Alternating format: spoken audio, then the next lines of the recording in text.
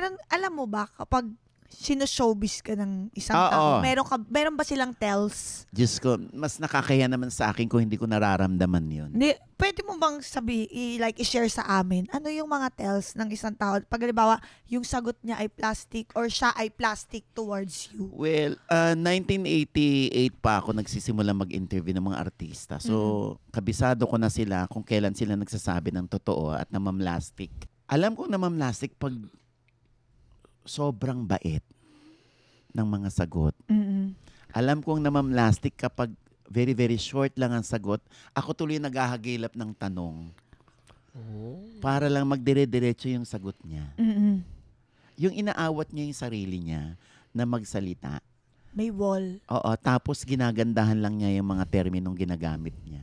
Pero ang totoo nun, namamlastic siya pero ayaw niyang makasakit.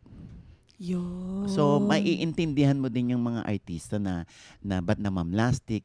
Kaysa naman tarayang kita. Di plastikin na lang kita. Kaysa hindi sumagot. Oo, ganun.